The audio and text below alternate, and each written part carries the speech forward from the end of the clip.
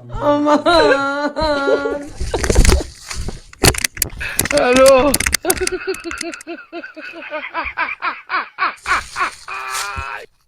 hello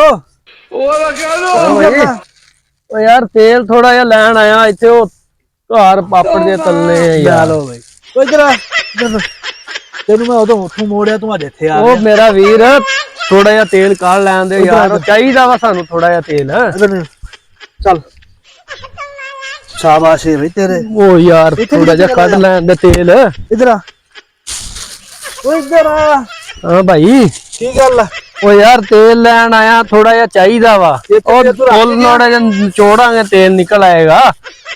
तेरा दिमाग ठीक है यार कोई गल नहीं थोड़ा जिहा ला लैन दे तेल इधर विच ओ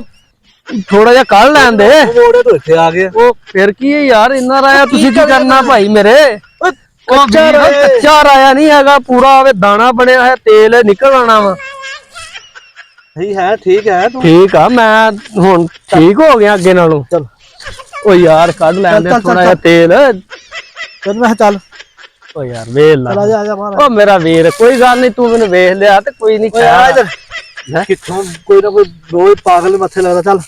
ओ थोड़ा जिहा काढ़ लैन दे तेल चल ओ यार वेख ओ तेनों आखे ओ विचों थोड़ा जिहा काढ़ लैन दे राए दी तेल तो फिर बहुत काम करी जाना इधर इधर खैर आ खैर आ तेनों यार विचों थोड़ा जिहा तेल काढ़ लैन दे तू कोई गल नहीं इत्थे तेल इत्थे तेल राए दा तेल है मैं उदण उथों गया ते तू मैनू भजाता है थोड़ा जिहा लै लैंदे इन्नी जमीन इन्नी जायदाद की करनी है इन्नी जमीन जायदाद की करनी तुसी इन्ना राया की करना जे कित्थे लैके जाना तुसी इन्ना राया इधर इधर चल चल शाबाश इन्ना राया तुसी की करना मेरा वीर चल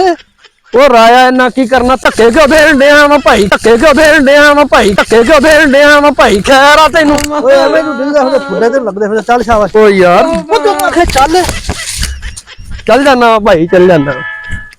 ਕਿੱਥੋਂ ਆ ਜਾਂਦੇ ਜੋ ਜਹਾਨ ਦਾ ਵਿਹਲਾ ਸਾਰਾ ਇਹਨੂੰ ਤੁਰਿਆ ਹੁੰਦਾ ਕਿੱਡਾ ਸੋਹਣਾ ਰਾਇਆ ਤੇ ਡਿੱਗ ਡਿਆ ਉਹ ਓ ਯਾਰ ਚਲਾ ਜਾ ਮੈਂ ਨੂੰ ਜਾਣਾ ਚੱਲ ਹੈਲੋ